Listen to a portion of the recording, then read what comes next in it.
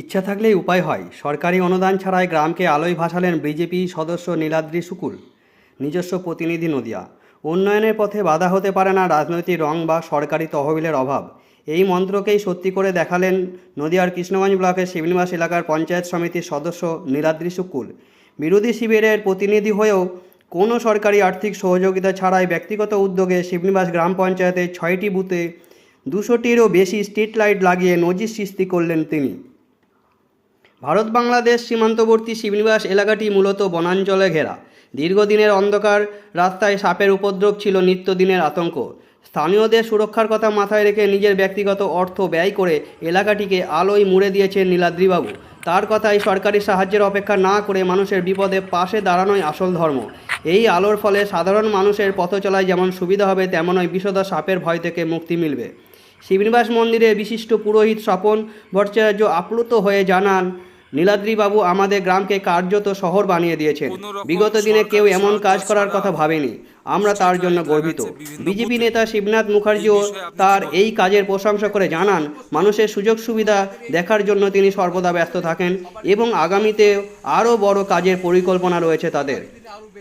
এলাকায় কান পাতলে শোনা যায় নীলাদ্রিবাবুর জনপ্রিয়তার দলমত নির্বিশেষে।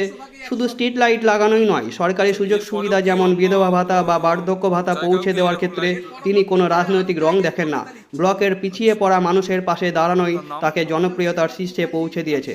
প্রশাসনের অন্দরেও এই ধরনের ব্যক্তিগত উদ্যোগ নিয়ে আলোচনা চলছে। রাজনীতির লড়াইকে সরিয়ে রেখে উন্নয়ন ও সমাজসেবাকেই যে তিনি পাখির চোখ করেছেন, নীলাদ্রি শুকুলের এই কাজ তারই এক বড় প্রমাণ। এবং অনেক জায়গায় লাগানো হয়ে গেছে, বিষয়ে কি বলবেন? বিষয় হচ্ছে আমাদের শিবনিবাস গ্রাম পঞ্চায়েতের অলি গলি টোটালটা হচ্ছে ঝোড় জঙ্গলে ভরা। এখন গরম পড়েছে, অতিরিক্ত গরম। এই সময় আমাদের এখানে এক ধরনের সাপের উৎপাত হয়েছে, চন্দ্রপুরা সাপ। এই সাপ গরমের সময় সন্ধে হলেই রাস্তার উপর এসে থাকছে, মানুষ অজান্তে পা দিচ্ছে, অন্ধকারে দেখতে পাচ্ছে না, এতে সাপে মানুষ কামড়াচ্ছে।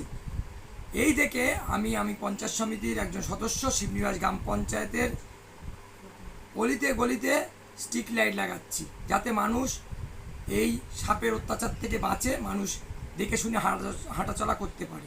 এটা কি আপনার পঞ্চায়েত জিপির আন্ডারে সমস্ত বুথেই দিয়েছেন? আমি পঞ্চায়েত সমিতির যে 6টা বুথে আমার বুথ, যেখান থেকে আমি জয়লাভ করেছি, এই 6টা বুথেই আমি অভ্যন্তরে প্রত্যেকটা বুথেই আমি লাগিয়ে দিয়েছি। আচ্ছা, আপনার নাম? আমার নাম নীলাদ্রি শুকুল। আমি 17 নম্বর পঞ্চায়েত সমিতির মেম্বার। আমার নিজস্ব তহবিল থেকে আমি এই কাজ করে থাকি। কোন পার্টির মেম্বার আপনি? আমি ভারতীয় জনতা পার্টির মেম্বার। এই ব্যাপারে তো ওকে ধন্যবাদ দিলে ছোট করা হবে। ও যা করলো এটা একটা মানে ইতিহাস। আমাদের এরকম লাইটিং কেউ করেনি। এই যে রাত্রেবেলা আমরা অন্ধকারে থাকতাম, তারপরে এই যে এখন পোলে পোলে বাতি দিয়েছে, কোথাও সার্চ দিয়েছে, এর জন্যে তাকে অশেষ অশেষ ধন্যবাদ জানাই। আমরা এটা কৃতার্থ। এর আগে কি কোনো পঞ্চায়েত সমিতির না, মেম্বার? এরকম এর আগে কোনো পঞ্চায়েত এরকম করেননি, আমরা দেখেছি। হ্যাঁ, খুব কম। তবে এইটা যা করছে একবারে স্থায়ীভাবে দেখছি হয়েছে, সকলের উপকার হচ্ছে এতে। আমাদের গ্রাম অঞ্চল, অন্ধকার রাস্তা, এতে তো শহর করে ফেলেছ। আপনার নাম? স্বপন ভট্টাচার্য, বাড়ি? শিবনিবাস।